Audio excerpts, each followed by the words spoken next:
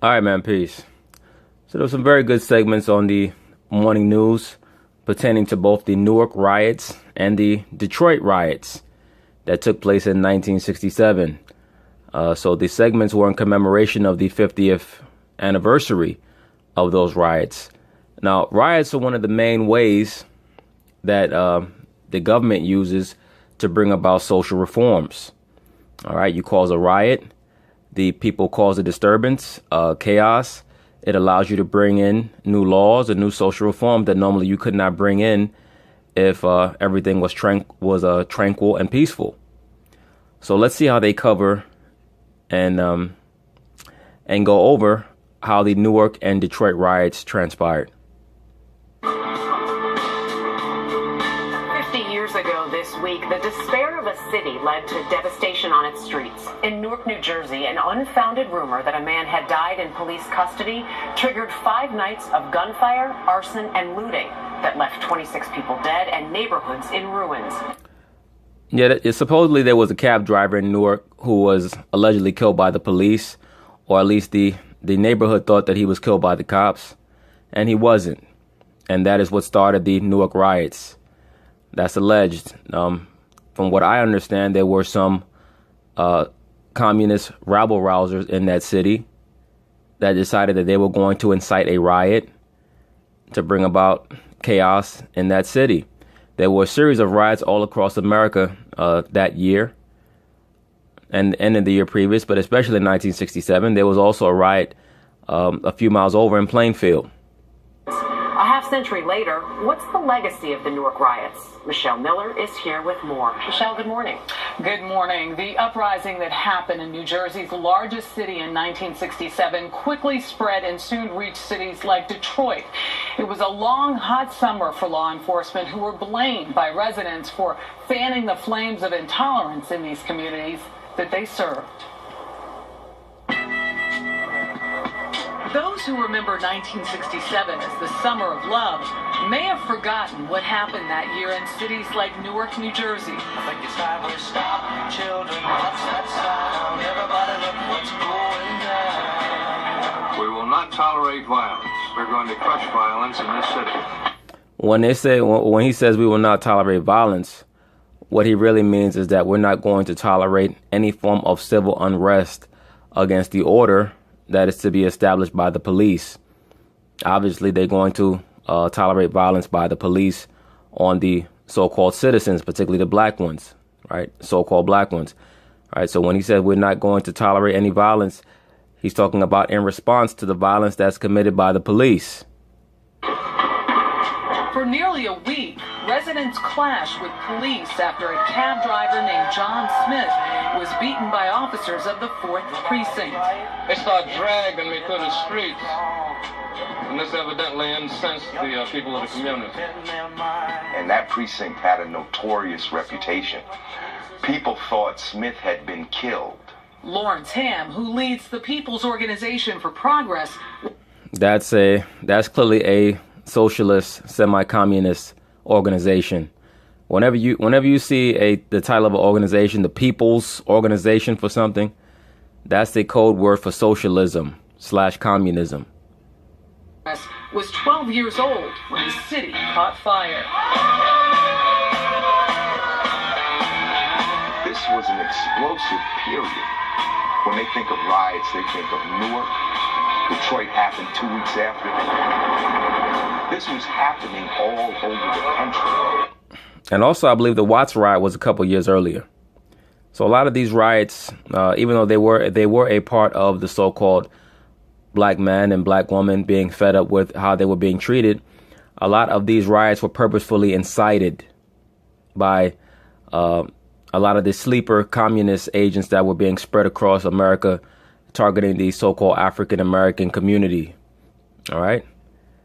The so-called black or African American community was heavily targeted in the 60s for manipulation. All right. And bring about social reform. You had these majority black cities or majority black communities, and they were patrolled by nearly all white police forces. and abusing people, violating people's constitutional rights. We citizens have the right to rebel. The most famous writer from Newark, Amiri Baraka, he was nearly beaten to death by... Now, Amiri Baraka, he's a known communist, and Amiri Baraka came to the forefront. He's a former military man. He came to the forefront. He started out on the literary scene in the East Village in New York. For those of you who are not from New York, the Village or the East Village, that's the area of New York City and Manhattan where a lot of the artists and the what they call the beatniks, they would go and they would spout poetry and compare artwork and, you know, sit back and drink coffee and exchange ideas about how society should be. He got caught up in that crowd after he left the military because he claimed that he suffered from a lot of racism in the military, which I'm sure he did. But then he went to, you know, he became a part of the beatnik scene in New York City. He became renowned as a writer and a poet, and he ended up marrying a white Jewish woman. All right. Meanwhile, he was trying to find, quote unquote, find his blackness. He married a Caucasian Jewish woman. They had a couple of children. Like I constantly tell you, brothers, when you see a lot of these black militants, especially from the early to mid 60s, a lot of times they would get caught up with Caucasian Jewish women or vice versa. When you see these quote unquote militant black females, they would get caught up with Caucasian Jewish men, people like Alice Walker, all right, who's famous for writing the Color Purple. She was married to a Caucasian Jewish man before she quote unquote became a lesbian. All right. Behind the black liberal, black militant movements is always the Caucasian liberal Jew, particularly. They're the ones normally bankrolling it. So anyway, he married a Caucasian Jewish woman. I can't remember her name. And then he married after that, or while he was with her, he was having an affair with a Caucasian Italian woman. And he ended up leaving the both of them.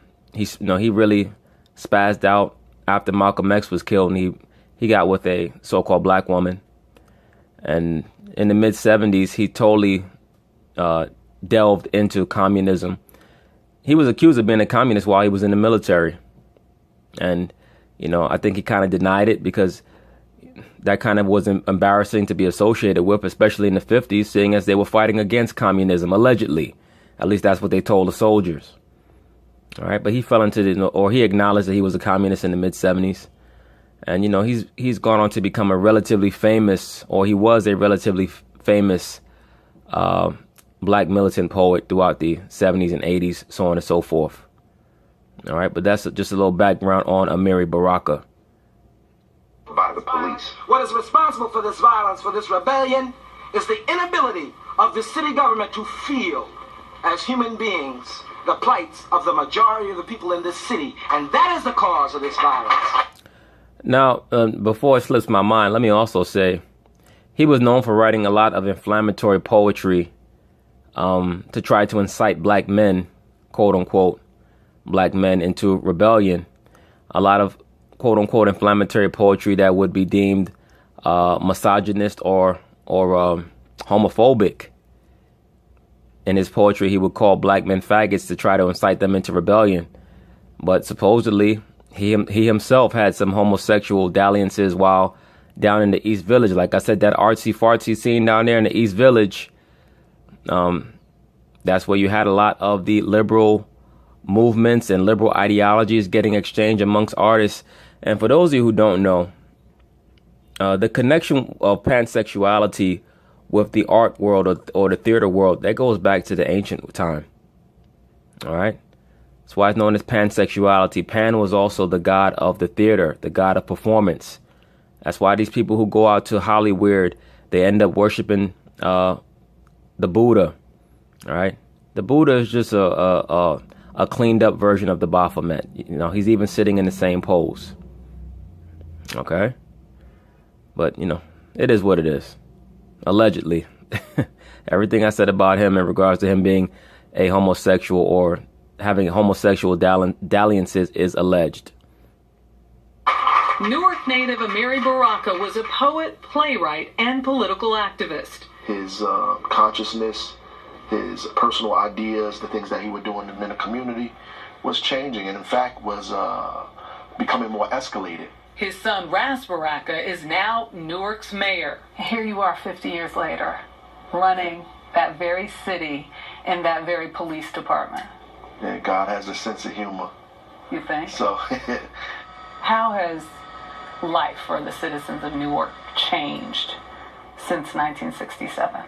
Newark is a world away from 1967 in some places, and in some instances, we still there.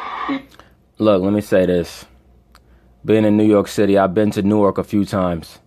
Last time I was in Newark, that place looked like they dropped a bomb on it, all right?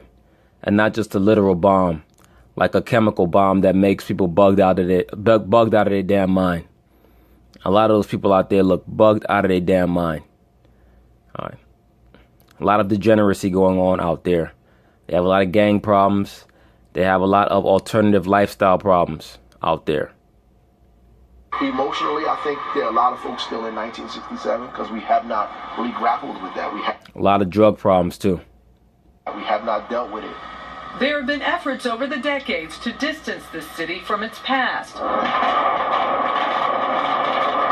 Most of the Newark high-rise housing projects have come down, and blocks that were burned half a century ago have been redeveloped. Yeah, but let's be for real. When they do things like that, that's to move a certain segment of the population out. All right? When they do what they call those urban renewals, it's to bring a different demographic into the area. The good news is that Newark recovered. It took a long time, and it took a long time for Newark to turn the corner. But there hasn't been a decade in the United States of America since then when there hasn't been an uprising in some city. Whether we talk about Rodney King, we talk about Ferguson, we talk about Baltimore, it'll continue to happen because the conditions that caused the rebellions in the 60s are still present in places in America today. Yeah, they're still present in places in America today. And that's because, number one, so-called black people don't know their culture. And number two, they have a very, very low comprehension or understanding of the money system. But that's all people in America have a low understanding of the money system. They feel disempowered because they're slowly and incrementally having socialist ideologies pushed on them. Right? Things like a graduated income tax, things like the hyperinflation, what they call Keynesian economics. I'll probably go over that in another video.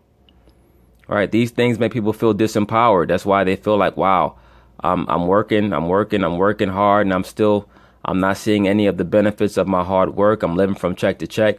All that's because the money system is being manipulated. All right. And plus, so-called blacks have been embedded with this ideology of wanting to come together with everybody instead of having an understanding of what makes a real community. This relationship between community and police, it's not just a Newark problem. This is a problem nationwide. So how do you prevent another long, hot summer? One is there's a few differences, right? So now you have people of color, or the majority population here, in authority and power, right? So you have them in the police department, you have them in city government. In 1967, that was non-existent. You put your police force in places where people can see them other than the relationship that they have of cop and criminal. The police showing up when somebody do something bad, you have the police present when things are okay.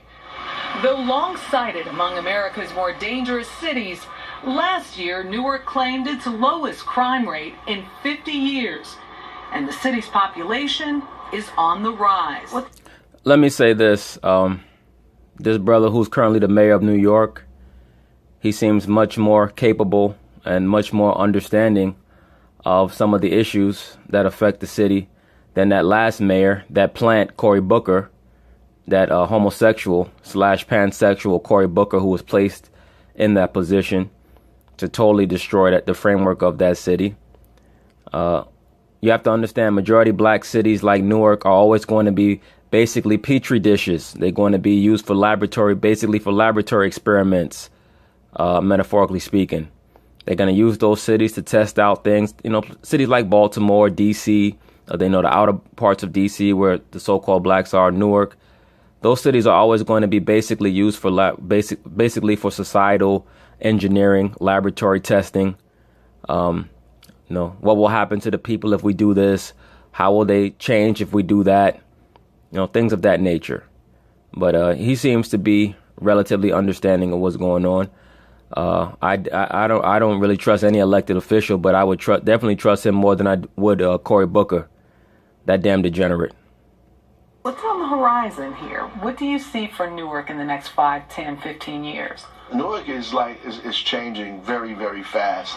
There's an economic boom here. We have billions of dollars worth of development happening in this downtown area, and it's spreading out into the neighborhoods very, very quickly. Newark has an opportunity to be a model for many, many cities around the country. Mayor Barack also says we often mischaracterize what happened in his city as a riot. A riot, he says, is what rowdy sports fans do after a victory. What happened in Newark was not as spontaneous. Tensions had been simmering there for a very long time, like his father who didn't live to see him become mayor. Baraka considers what happened 50 years ago an uprising. He's not alone. I've talked to people in Detroit and L.A. Rebellion, uprising, and a lot of folks say it was both. A riot, an uprising, a rebellion. Great. Well, I would agree with that. A lot of that was just simmering tensions, but you also had provocateurs who were strategically placed in those different cities, to ignite the flame. But hopefully the brother can alleviate some of the problems in those cities. But let's keep it moving. All right, so now we just went over the Newark riots of 1967. Now we're going to cover the Detroit riots. So let's see what they have to say about it. 50 years have passed since the summer of 1967, which saw urban riots in many large cities, including New York, Newark, New Jersey, and Detroit. It is Detroit's violence, however, that is the subject of a new film. Michelle Miller takes us back. Be mindful this story has some language that some may find offensive. In 100 places, Detroit is afire. 100 square blocks are now under siege. And as you walk through the area, people shout from their homes, "Watch out for the snipers." It began early one Sunday morning in late July. Police raided an unlicensed bar in a black neighborhood in Detroit. The name of the bar was called The Blind Pig. All right. And I'll probably go a little deeper into it as this segment progresses. But the reason why I paused the video, for those of you who are watching, please remember the same thing happened at the Stonewall Tavern in the Village in New York, which precipitated the gay riots, the so-called gay riots that led to the gay rights movement. All right. A crowd gathered. Tempers flared. This is going to happen all over America. It's going to be a hot world, not a hot summer. It's a hot world. That guy who was just speaking to the crowd, I would be willing to bet money that he was a paid provocateur. He was a trained provocateur, most likely by the Communist Party or some form of communist group that had trained, as they did, many so-called black men to go to the different black communities in America and whenever they could to quote-unquote rabble-rouse, to start anarchy, especially whenever there was a situation with the police. They would be trained to exacerbate the problem. Most of these riots were precipitated by provocateurs. A rock was thrown, and the city became a war zone. 700 rounds squeezed off. Now all of a sudden it's silent. Tense quiet. Everybody looking around. The fires burned for 5 days. Keep in mind, this is not the National Guard. All right. This is the 82nd Airborne and the 101st Airborne. Lyndon B. Johnson, the same guy who passed the Civil Rights Act and was supposed to be a friend of so-called blacks, he sent in elite combat units from the U.S. military. The 82nd Airborne and the 101st Airborne, those are elite combat units that he sent in there. And remember, you're not allowed to use U.S. military against U.S. citizens. but they appealed to a provision known as the Insurrection Act, which basically states that if a state was to come against the U.S. government, that they could send in troops. Now, as we know, the state of Michigan was not coming against the United States. They just used that provision as an excuse to send in the military against those so-called black people. You were patrolling the streets of Detroit in the midst of all of this mayhem. It was unbelievable mayhem. In 1967, Ike McKinnon was one of only 100 black police officers on a force of 5,500 in Detroit. Ike McKinnon. McKinnon, that's another so-called black man with a Scoto-Irish last name.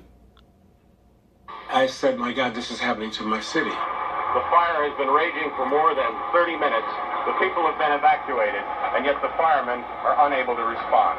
You call this a rebellion, not a riot. Why do you call it a rebellion? In Detroit, it was clear, leading up to it and even during it, that people were pretty consistent about why they were angry. Pulitzer Prize-winning historian Heather Thompson. Black Detroiters in particular were routinely singled out for abuse, for excessive profiling, arrests, really an overall criminalization of black Detroiters that white Detroiters simply didn't experience. They had a technique, the Detroit police had a technique where they would drive around with 4 police officers in the vehicle, 3 of them uniformed and 1 of them not uniformed, and they would just jump out of the car and just pick a so-called black man out and just beat on him. All right. And let's keep in mind the 1967 Detroit riots. That was not the first race riot in Detroit. They also had one in 1943 that was based on housing discrimination. And it's also based on the fact that a lot of the so-called blacks that had just transplanted up there from the Deep South. Remember, you had something called the Great Migration, where many so-called blacks moved from the Deep South, places like Alabama and Mississippi, Louisiana. They were trying to move up north to places like Cleveland and Chicago and Detroit. And they were trying to get work in the automotive industry. Remember, the automotive industry was huge at this time because of the increased buyership across the country of people who wanted to buy cars. That's why you had the Ford Motor Company that, became a $1 billion industry. Henry Ford today, his projected net worth would have been $188 billion. So my point being is that there were jobs up there in Detroit, and that's why they were moving up there. Detroit at one time, even though it's one of the poorest cities today, at that time it was one of the most affluent cities in America. And when so-called blacks started to move up there in the 30s and 40s, that led to a lot of problems. You had a huge KKK segment in Detroit. You also had another so-called white supremacist group known as the Black Legion. All right. They would instigate many racial incidents, lynchings, and that finally led to a race riot in 1943. Policing was used to, keep white neighborhoods white. Growing up, Ike McKinnon had seen many young black men singled out for abuse at the hands of the police. He was one of them. I was 14 years old and I was beaten up by 4 police officers. They grabbed me, the name calling. They proceeded to beat me up. Was this standard operating procedure? This was SOP for these guys. That evening, I made a decision. I was going to become a Detroit police officer. I don't know why this brother has that ridiculous thing on top of his head. Brothers, let's just age gracefully, please. There's no need to be 70 years old with that damn chia pet on top of your head. Officer, I wanted to make sure that those kinds of things didn't happen to me or to other people. But driving home in 1967 after a long night patrolling Detroit's burning streets, McKinnon's badge and blue uniform offered no protection. 2 white officers pulled me over with their guns drawn. And I said, police officer, and smiling as I am now, I said, police officer. I had my badge. I stepped out of the car. The older officer with his gun drawn, he said, tonight you're gonna die, nigger. This is a cop. This is a police officer. Telling another police officer. Yes. I'm gonna kill you. That's right. He said, tonight you're gonna die, nigger. And I believe that the official number of blacks that was killed in the 67 race riots It was like almost 50. But you know, whenever they say a number like that, it really was probably like 250. All right. Because they have a certain number of murders that they just don't attribute to anyone. That's normal, as they call it, SOP, standard operating procedure. But like I was stating earlier, and as he testified to, when he was 14, they had a method where you would have 3 uniformed cops and 1 plainclothes cop, and they would get out and they would just beat on a so-called black man indiscriminately. All right. So now the 67 riots, the official account is that it was started by a man, I believe his name was William Walter Scott. All right. It was a brother from Detroit. He was the doorman at the Blind Pig. His father ran the establishment. And supposedly as the cops came in and they ushered everyone out of the establishment because they claimed that it was an illegal gathering, Mr. William Walter Scott claimed that the cops were being too rough, especially with the women. And he jumped on top of a car and I believe he threw a garbage can through the window of a business. And that started a huge riot between the people who were gathered and the police. And of course, that metastasized into pretty much a citywide bonfire. I see his finger pulling the trigger. And as I dove back into my car, he started shooting at me. I hit the accelerator with my right hand, the steering wheel with my left hand, and I drove off as he was shooting at me. What did that tell you? If a person is of that mindset, to me, a fellow officer, what the hell is he going to do to the rest of the people in our city? 43 people died during those 5 days in Detroit. Okay, 43. But that tells you, that's why we need our own police force, so-called black man. All right? Not to be like Colin Kaepernick and getting down on one knee begging to please treat me right, please love me. All right? I don't know how many times we have to go over that. More than 1,000 were injured. 2,000 buildings destroyed. Some 400 families left homeless. The Webb family came back to what was their home on Harrison Street to salvage what did not burn and try to find a reason for last night's destruction. 3 teenagers, Carl Cooper, Aubrey Pollard, and Fred Temple, were among those who died, shot to death after police raided the Algiers motel, searching for snipers. These boys were simply caught in the wrong place at the wrong time. A bunch of police outside right now. What happened that night is the subject of a new film by Academy Award-winning director Catherine Bigelow. It's called Detroit. Shots fired, near the Algiers motel. I'd never heard of the Algiers motel or what happened there. Had you? No. I'd heard of the Detroit riots, but not the Algiers motel, not this true crime story at the heart of it. Now, let's not be stupid in this situation. 7 black men and 2 white women were severely beaten, but survived. Their stories tell a tale of brutalization and terror. Spending as much time as you can with eyewitness accounts was probably the single most critical element that grounded this piece. You need to tell me where the gun is. Understanding what it would be like to be in that hallway. I need you to survive the night. John Boyega plays Melvin Dismukes, a black security guard who was also at the Algiers that night. Fellow here had a knife trying to go for my gun. In the case of Dismukes, caught between 2 worlds, the world of law enforcement and the world of the victim. No, he wasn't caught in the world of law enforcement. There is no law enforcement in this society. I've mentioned this already. There is only policy enforcement. All right. You enforce policy with police. You enforce law with a sheriff. You understand? When you're a private citizen, you have a sheriff. When you're a public citizen, aka a debt slave, you have police. All right. This is why they can do the things that they do indiscriminately. People say, how come cops can get away with it? Because you're viewed as a debt slave. You're basically a stock option. Okay? When you get sent to prison, you're basically a bond that they wait to mature. How does your bond mature? Your bond matures by you doing work in the prison. That's how they monetize the bond. Okay? That's how it works. That's how the system works, brothers. You're just a stock option, right? You're something to be traded.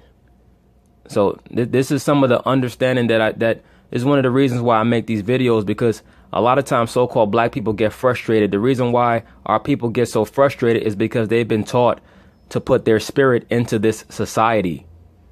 All right. You're not supposed to have your spirit in this society.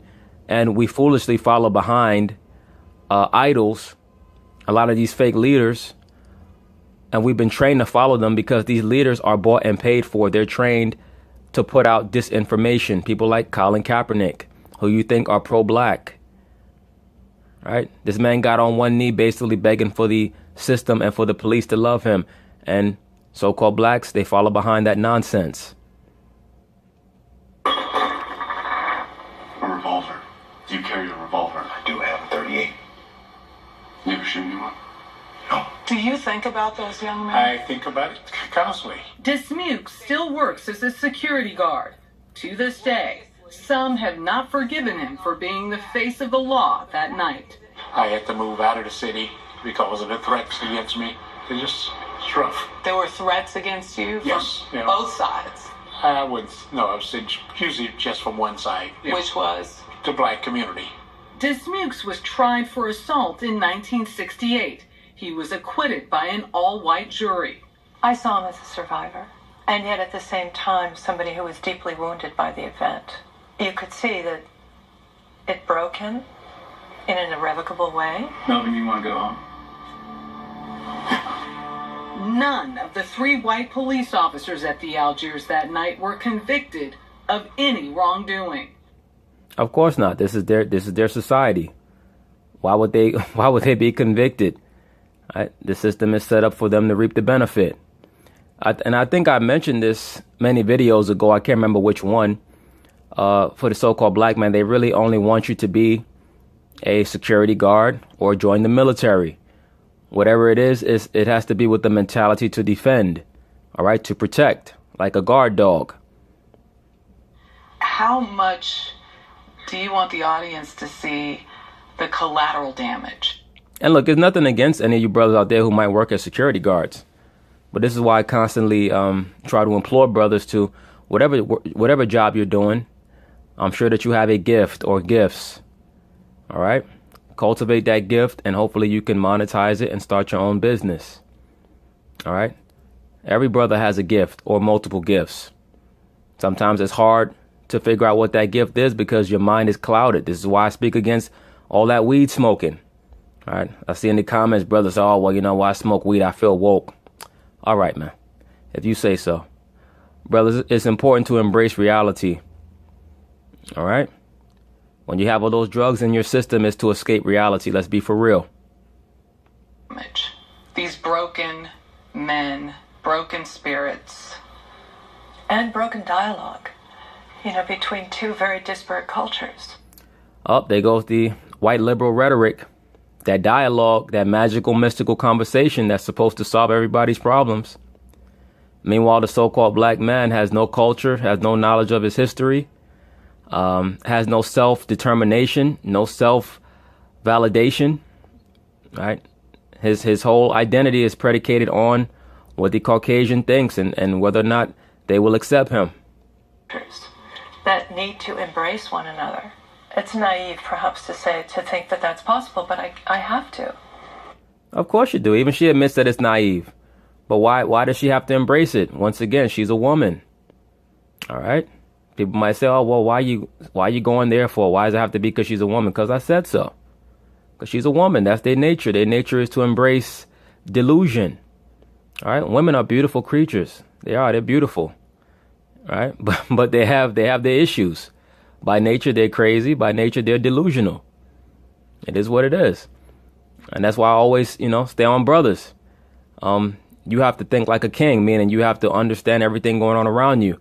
The woman does not understand everything going on around her. She's a 2-dimensional thinker. She only deals with what's in front of her. All right? Brothers have to understand what's going on around them, meaning be a 3-dimensional thinker. When you get to the highest level, then you become a 4th-dimensional thinker. You start to get inspiration from understanding, from spiritual understanding.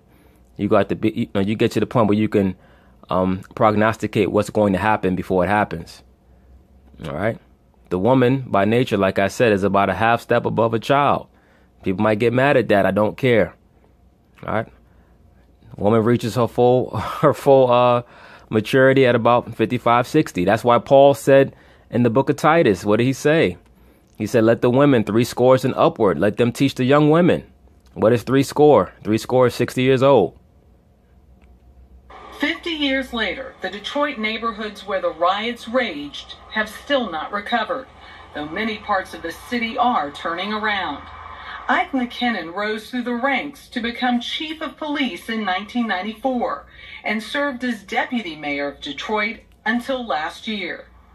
Where the Algiers Motel once stood, there is now an open field. No plaque marks what happened here. Some say riots, some say rebellion. There will be a marker near the spot where the riot broke out and a newly rebuilt park. The people have to connect to their history and understand where we've been. For community activist Marlo Studemeyer, coming to terms with what took place here 50 years ago is the only way for the city to heal. If we're really going to move forward, we have to deal with race, we have to deal with neighborhoods, we have to deal with youth, and we have to deal with economic inclusion and opportunity. I think that Detroit is a bellwether city. Historian Heather Thompson. It's every city in some respects, and that's why 67 mattered. It's why it matters that we get it right, what happened, and it's why it matters that we look at Detroit carefully today. Look, let me say this.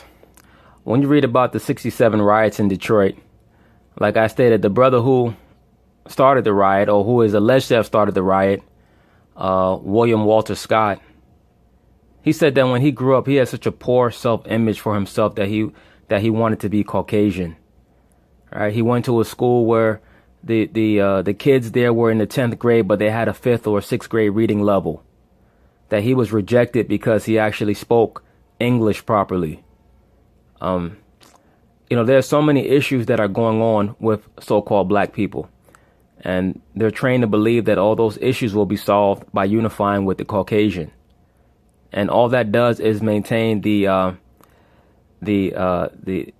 mentality that you have to be dependent on them. That's not the spirit of strength. All right. Well, like I said, when you guys get a chance, read up on this brother William Walter Scott, the third.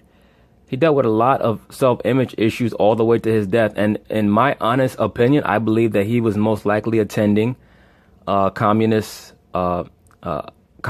schools, communist training, and he was a provocateur. He said that he provoked the riot, and then he woke up the next day and he was astounded at the damage that was done. And like most so-called communist trained blacks, they really don't have an idea of what they've been trained to do until the carnage has passed. All right. So now it's 50 years later, Detroit is still pretty much in shambles. And what they do with a lot of these dilapidated cities, Baltimore and Detroit, Newark, they'll put blacks in charge of it so that they could be the face of the dilapidation. Because a lot of these leaders, they don't understand the money system. Like I said, for a lot of you guys who have that worldly mindset, if you want to know what the solution is, you should march on Washington and demand a return to the gold and silver standard. Watch how quickly they get flummoxed by that, because they know that is the solution. They want to keep you all debt slaves. All right. Inflation is the key to keeping people subjugated monetarily. But anyway, that's it on that. Peace.